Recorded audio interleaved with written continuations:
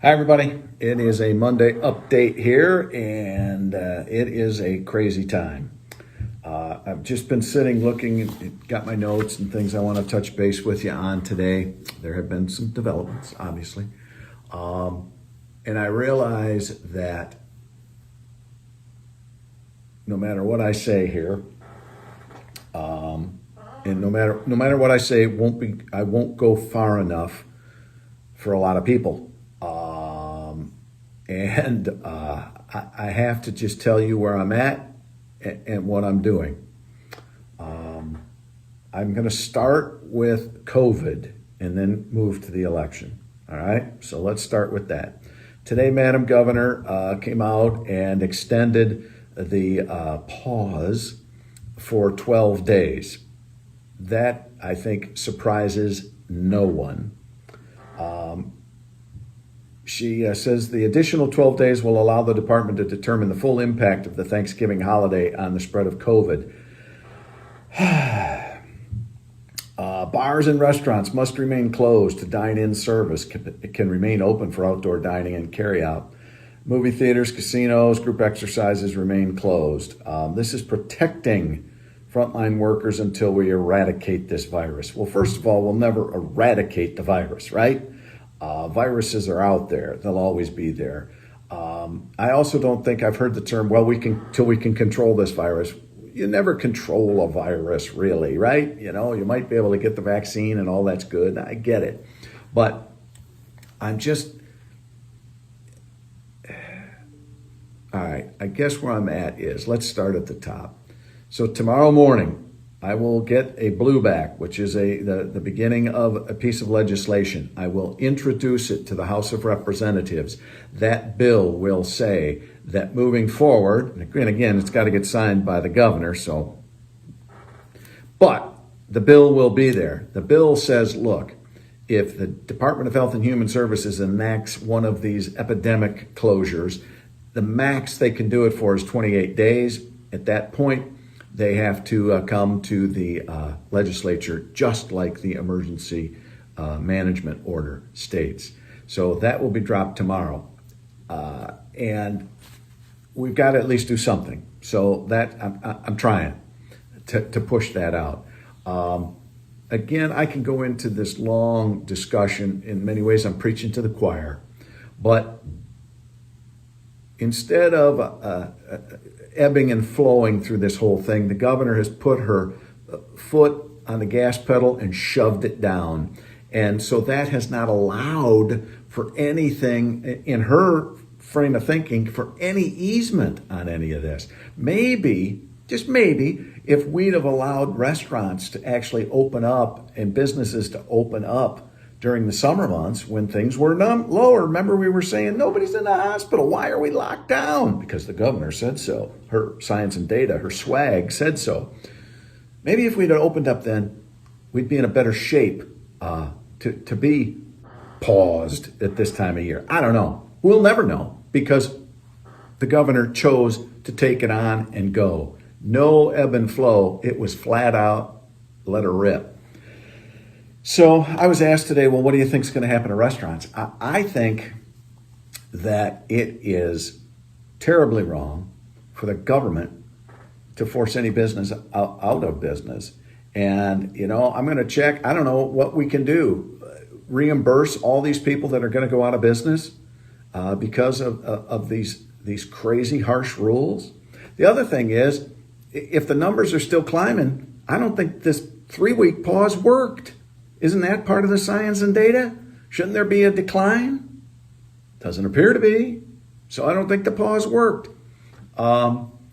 We are in a situation now where the governor is maneuvering through laws, and we're going to have to chase her through the courts. Some of you think I see the signs. Thank you, Governor, for keeping us safe. And then I see the others that say my governor's an idiot. We got two sides here, and it's not pretty. I'm not going to lie to you. And, you know, then I get, what are you going to do about it, Jack? I'm introducing a bill tomorrow that would keep some controls on DHHS. I believe our governor and DHHS is abusing the power. I believe that we'd probably be in a very similar situation without all of the businesses going under. I look at a movie theater near my hometown. They're closed. If they reopen, I'll be stunned. Stunned. We'll see. I don't know. This whole thing sucks. And what are you going to do about it? We're doing the best we can. The restaurant folks took her to court. The federal judge basically said, hey, a Michigan court needs to rule on this before I can. We're battling it out. And the governor is playing her hand very well. And it sucks. It sucks. I'll continue to fight. I'll continue to push back. Remember this at election time. Let's see here. The campaign. A couple of things. Today, and this is something I talked about on Friday. This is something that needed to happen. You know, everybody is looking to the legislature. You got to do something. You got to do something. Well, the Trump team has to do something too. Hear me out here before you start typing away. Jack, you're a moron. Give me a minute, all right? This is what needed to happen. The ReElection campaign. Remember, we've talked about the aggrieved party. Who's the aggrieved party in this? All the laws state the aggrieved party must do this, this, this, and this. And so far in Michigan, I'm not talking about any of the other states. Michigan, our aggrieved party has not done some things. And I've wondered why. So today, the ReElection campaign of President Donald Trump, the aggrieved party, filed paperwork today in the Michigan Supreme Court in the hopes that justices will immediately review its challenge to the absentee ballot counting process in Wayne County. That's what needed to happen. Both the Court of Claims and Court of Appeals denied relief on the basis because the stories of those making allegations were not found to be credible. Now, here's something that's very important. I got pushback on this, but a sworn affidavit is not a smoking gun. That's a marker. It's not a smoking gun. It is a witness saying, I will testify to this. And we need to get them into a position to be heard. This is a way to do it, and I think that's massive. Now, I've also been talking with some lawyers over the weekend, and I do believe that we need to, because there is question of the possibility of hanky-panky is plausible. And enough people in this state of Michigan are believing that, right?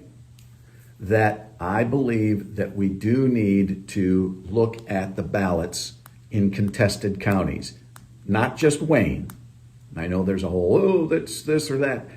I think there are other issues in other parts of the state that we need to look at those ballots. Now, one of the things I've learned is that a recount isn't necessarily a ballot for ballot.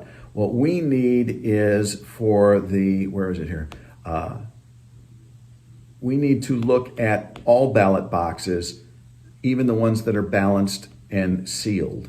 We need to look at all of them. So I do believe that we need to have our oversight committee bring in Secretary of State Jocelyn Benson and say, explain to us what happened. I believe we need to get Dominion software people before that. So far, they've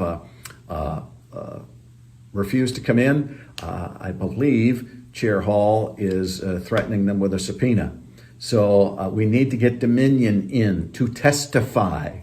And I do believe we need to do a forensic audit, exactly what that is. But we need to look at every one of those ballots and make sure that they exist. So I do hope that we can move that forward. And I know our oversight committee, which met with Mayor Giuliani last week and Chair Hall, is moving on that. So I believe there's some movement here, and I hope that it all happens and as we move forward. So I think we need to grab those contested counties. There's more than one, and I believe we need to have a real good look to make sure that there wasn't any illegal or computerized hanky-panky. Because if we do this, there's two outcomes. We do this, and we prove that there was nothing wrong, and it was just a lot of suspicion. That's a good thing. If we do this and prove that there was hanky-panky and we can follow it up, that's a good thing too. So I really believe it's not a win-lose, it's a win-win. We can put it all to rest because a lot of people questioning what's going on. And I do believe, after chatting with some people this weekend, not just in an angry, clenched fist, listen to this, O'Malley, in a nice discussion, I believe that the concerns are plausible. Got to prove it. How do we prove it? I want a forensic audit of the counties in question. So we'll see what we can get done here. Chair Hall subpoenaing, if he has to, subpoenaing Dominion. I think that's great. Those guys need to get their butts in a seat and answer questions. And I believe Secretary of State Benson needs to come in too and explain to the Oversight Committee how things work and discuss irregularities. So we've got time, not a lot. 14th is kind of a deadline. So the number one thing, though, is the aggrieved party going to the Supreme Court. I applaud them on that. And I do believe that we need to move forward because the allegations are plausible, and we need to put an end to this because I believe that we'll move forward from a legislative standpoint, and we can correct many of the irregularities and things about our system because the mail-in ballots overwhelmed the system, changed things. We need to correct that. But above and beyond that, there are plausible concerns that need to be addressed. And I believe that if we do this, we can either it's going to prove one thing or another. And if nothing happened, we need to know. If something did happen, we need to know. So that's where I'm at right now. We're moving forward. The next 24 hours, 36 hours, I think are going to be very interesting. Also, the Antrim County situation, it wasn't anything to do with the Trump election, but they were looking at those Dominion machines, so it'll be interesting to see exactly what that audit turns up. So it's still moving, it's still happening, so we'll see how it goes. Hang in there.